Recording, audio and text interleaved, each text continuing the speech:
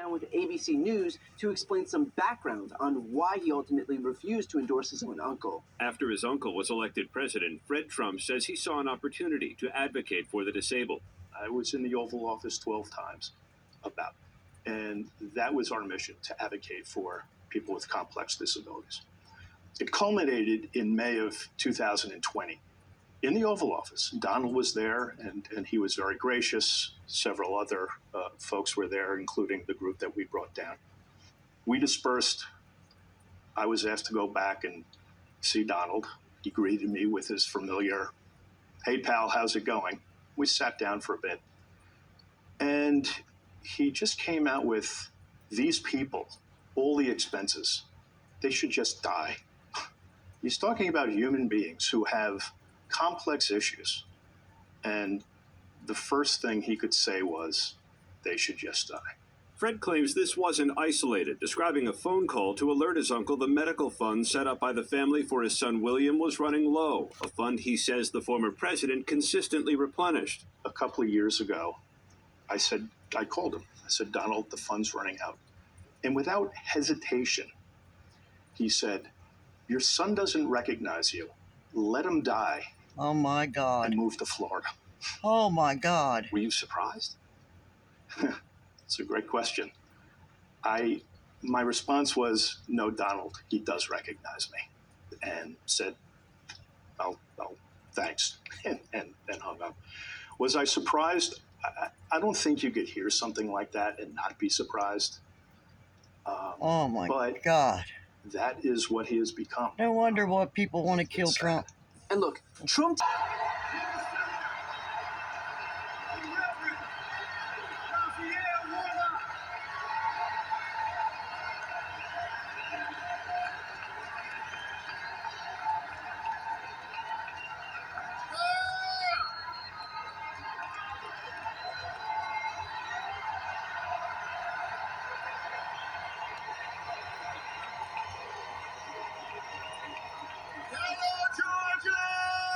Yeah. These people would never tell somebody to let their child die. God. Democrats are about family. Trump is about money for himself and his rich friends, but not so much his rich friends. He wants his rich friends' money. He's Satan. To the great state of Georgia, the next president of the United States of America. Yeah. Kamala, Kamala, Kamala. I'm so glad to be here with all of you. We ain't going back. And I'm grateful to be here with my brother from another mother, John. Yeah. Brother from another mother.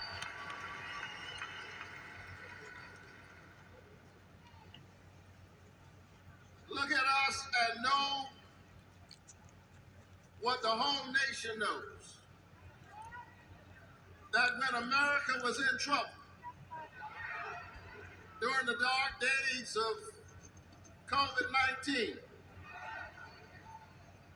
and those who were pushing the destructive logic of another virus I call COVID-19.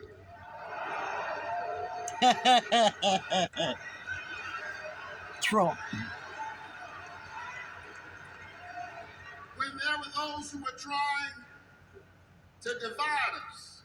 They're still trying. Because that's what people do who do not have vision. They traffic in division. They don't know how to lead us. Hallelujah. So they try to divide us.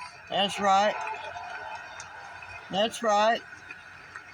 Who would have thought that when Joe Biden won the White House, we'd be waiting to see who would have the majority of the Senate, and what are the chances that you'd need 2 Senate seats and they'd both be in the same state?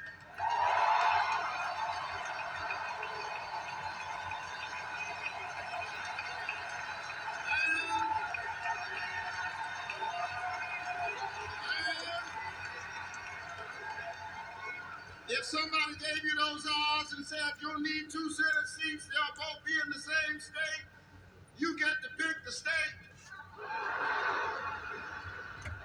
Who would have picked Georgia? Well, we got the last laugh. Georgia saved the whole nation.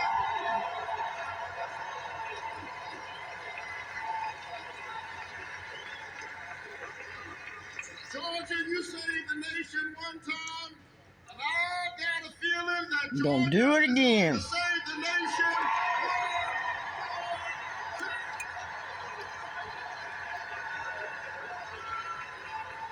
Listen.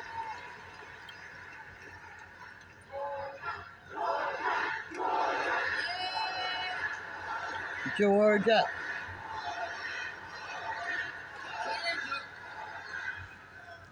Georgia's on everybody's mind.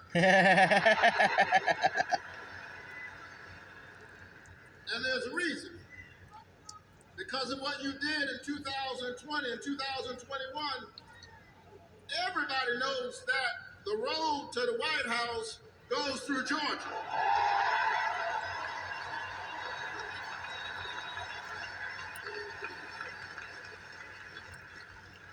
Now the Vice President knows it. But I'll tell you, she's not the only one who knows it. There are other folks who know it. Fucking. In fact, I heard a phone call.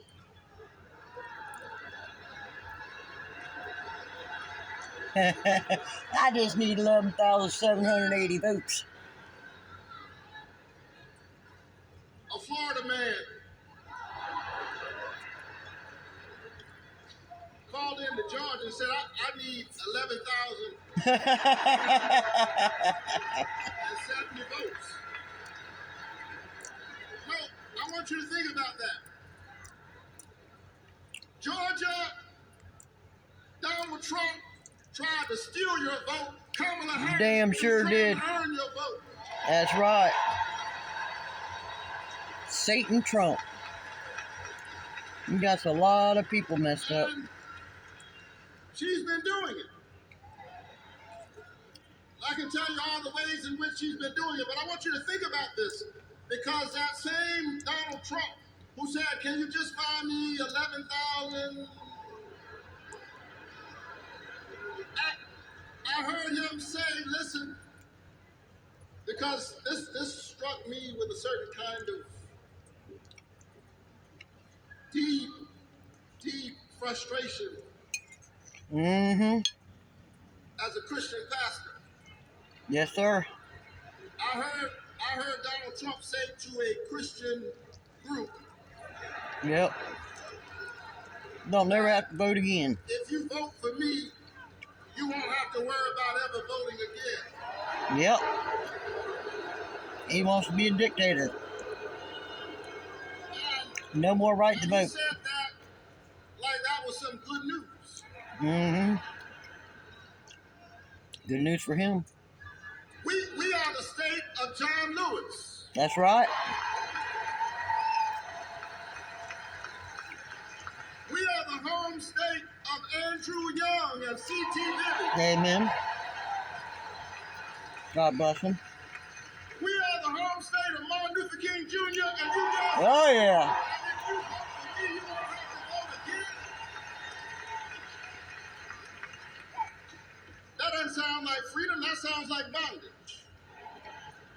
And so this campaign, folks, is about freedom. So the question is, do you want to be free? Yep.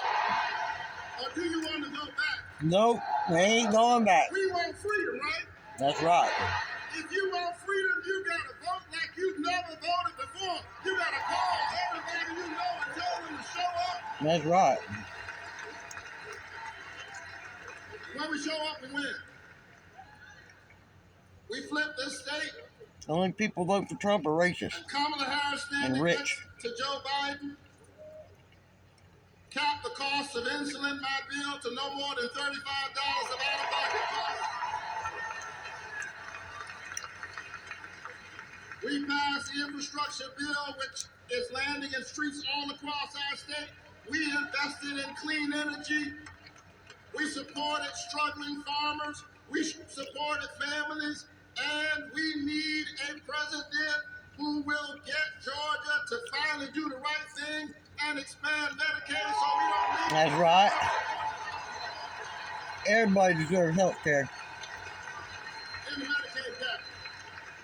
We don't need somebody trying to tear up the Affordable Care Act. We need somebody who'll stand with us. That's right. We need somebody who'll tell us that we have to stand together. And so, I'm so proud to stand with Kamala Harris. Think about this. Yeah. She's beautiful. Her dad is of Jamaican descent. Her mother is of South Asian descent. Yeah. Beautiful. God's children. And then she went to the great Howard University. Oh, yeah.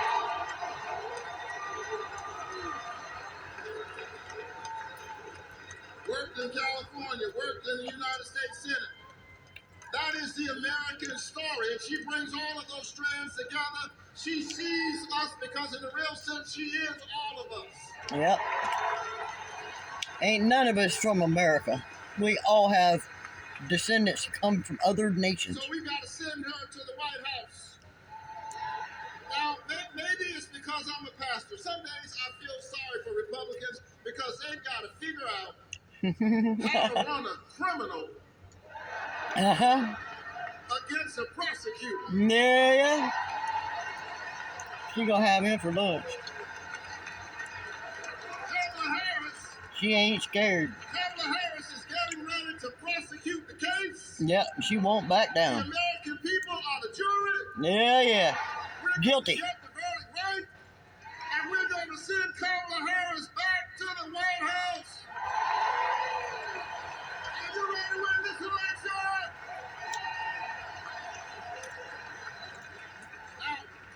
Now, as I close, and nobody believes the preacher when he says as I close. I've had many great experiences already with Madam Vice President, but I can't forget that day when we did an incredible thing. I have to tell you, I love this job because one of the most amazing things I got to do was confirm, first of all, more black women to the federal judiciary.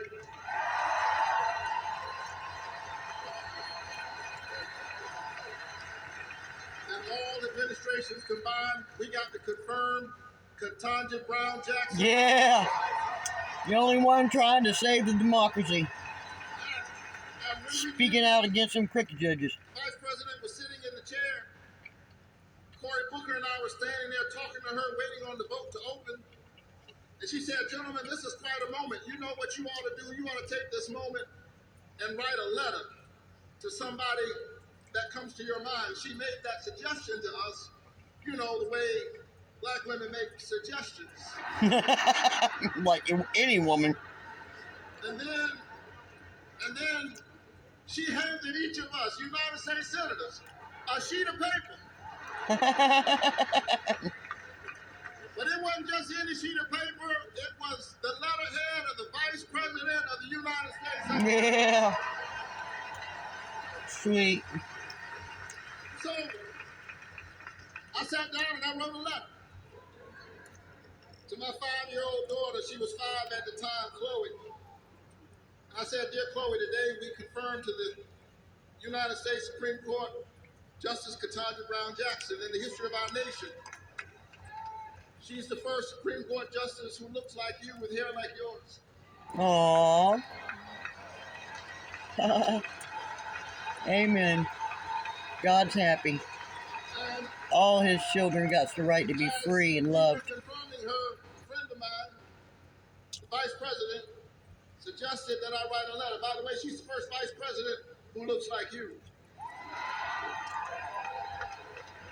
I write to say that in America, you can be anything you set your head and your heart to be. Amen. Love Dad. I wrote that letter to my 5-year-old daughter. I was so caught up with enthusiasm, I called on FaceTime to read the letter. She's 5 years old. She listened to the letter. She was not impressed. It's only 5. She said, "Can I go out and play now?" Aw. She didn't understand that letter then, She will. but she'll understand it in a She few will. years. That's right. She will. I wrote that letter to my daughter, Georgia, America. Now is our time to write a letter to all of our children. Now is our time to write a letter to the future. Are you ready to write a letter to the future? Yep. Are you ready to tell your children that you stood up for democracy? Yep. That you stood Sure up enough. for a woman's right to choose? That's right. That you stood up for health care? That you stood up for the dignity of work? Are you ready to write a letter that says you stood up for the planet? That you embraced an America that embraces all of our children? Together we did it before, and together we will do it Again. Amen. Amen. Time for this country to stop the dumb shit and come together. We're all God's children. I don't care if you believe in God or not. You're God's child, and He loves you. I don't care what color you are, where you come from. God created all of us.